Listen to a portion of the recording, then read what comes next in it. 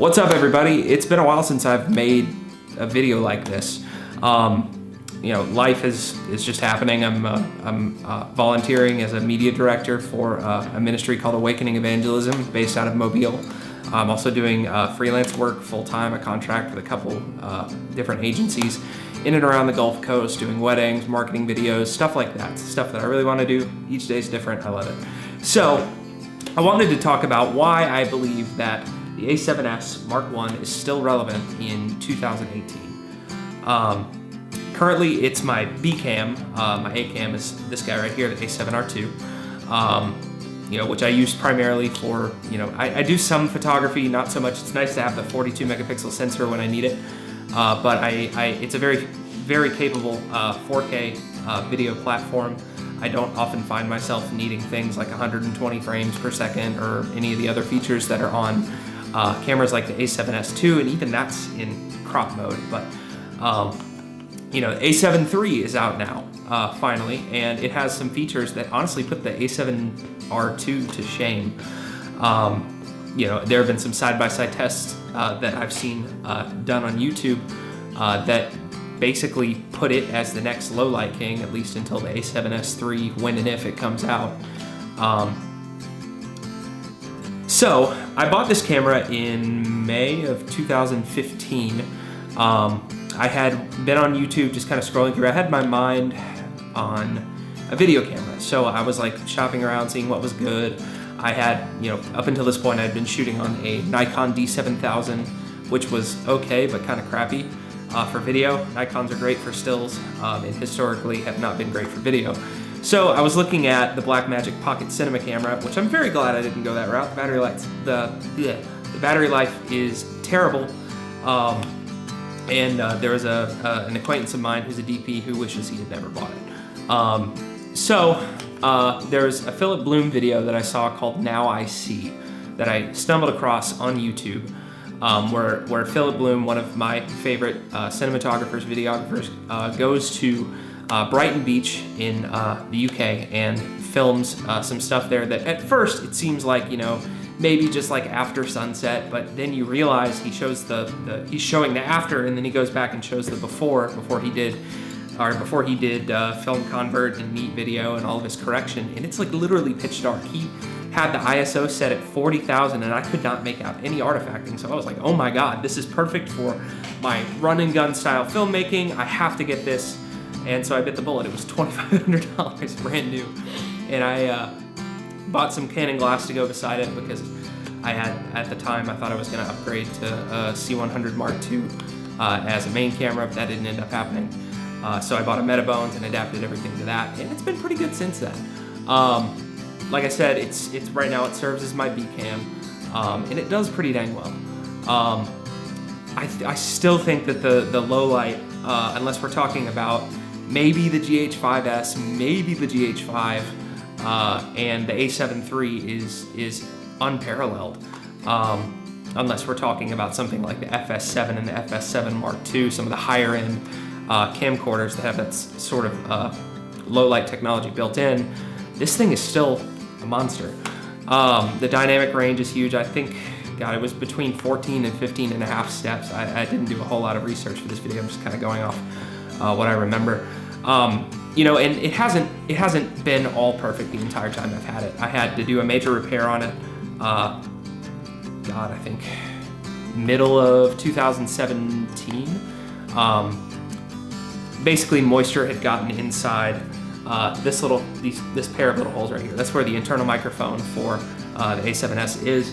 And it doesn't really have any sealing around it. There might be like a thin layer of something underneath there, but other than that, that's pretty much it. So I was in a rainstorm in Iceland while I was shooting, and we were out there shooting for a while. In my Iceland, it actually happened in my Iceland movie when I was out with Benjamin Hardman. His 5D Mark III weathered the storm no problem, and this thing did not show signs of any damage for about a year, which I thought was pretty good. But I mean, it was still a $650 repair, which was money that I was not thrilled to spend. So it's still not as rugged as a Canon. If you're looking for something that you can just beat the absolute crap out of, take up every single mountain into every single ocean, this might not be for you. But for the independent filmmaker who's very budget conscious, for someone who wants a video-centric camera, again, you know, this is a 12.1 megapixel full-frame sensor. It's not particularly high resolution, but it's still great. You know, you still get that same amount of dynamic range in the photographs. All of my Iceland photos were taken on this camera. And I mean, even now I'm actually still, I don't think you can see it. I'm gonna have to unscrew the battery grip to see it. But, you know, I've beaten this thing to the point that the grip, the actual rubber grip on the camera itself is starting to peel off. So I definitely have not been as careful with it as I probably should have, but, you know, this is, you know, just my life. So, you know, it's got a few dents and scrapes. It actually survived a major fall along with this lens. This lens still has a little bit of Icelandic dust inside of it. And the other thing that it still kind of bugs me about this camera are the bugs. I think the last major firmware update for this camera was about a year and a half ago, maybe? I think it was maybe end of 2016, beginning of 2017. Anyway, so Sony has not put out new firmware updates for this camera. Obviously, they're moving support to the Generation 2 and the Generation 3 and the A9. So I'm not expecting this thing to be like super functional for like the next, you know, 5 or so years, but that's mainly because I've beaten this thing a lot. So it's buggy. I mean, there are things that happen, like it has a slow startup, which is kind of native to some Sonys, especially the Gen 1s. My A7R II starts up in about 3 seconds, but this is a gray market A7R II, so I have to deal with the whole you're running on NTSC screen and the whole not having a warranty thing. So even so, I mean, like this, there's sometimes I'll click the shutter and the camera completely shuts off. And I have to, the switch won't work at all, and like nothing will happen, and I'll have to take the batteries out, slam them back in.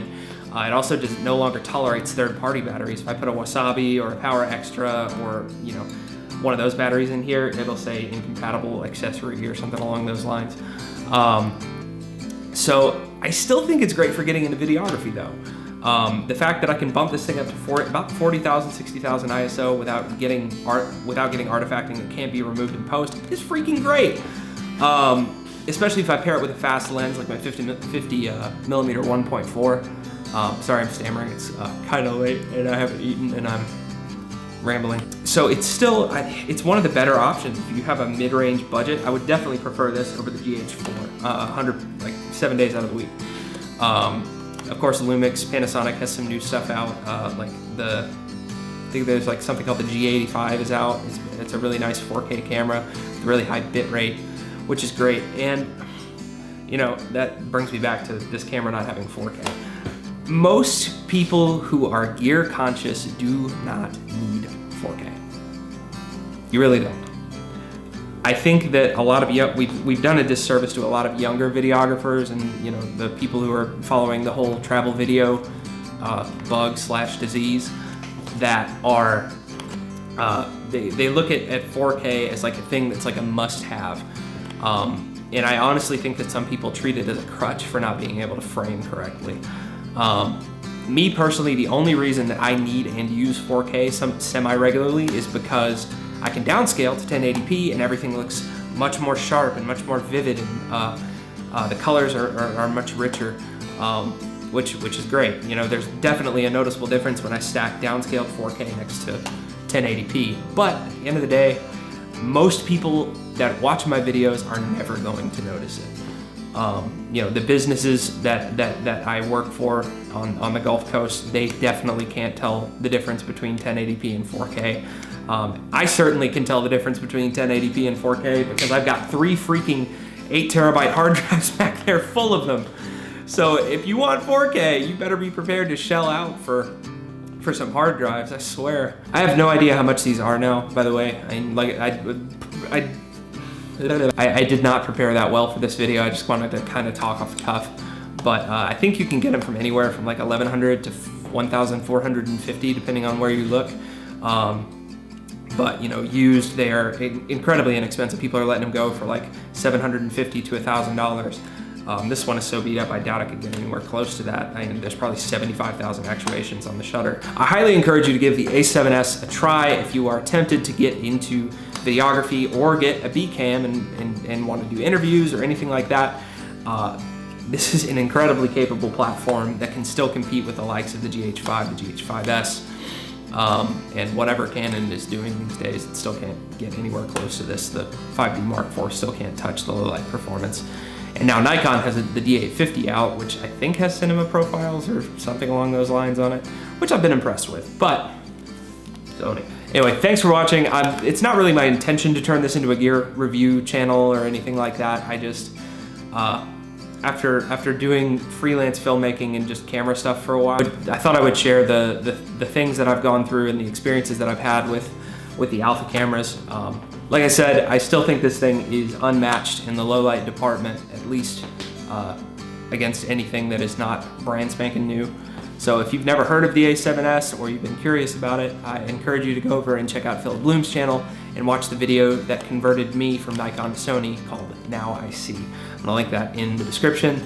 Thank you for watching, and I'll see you next time.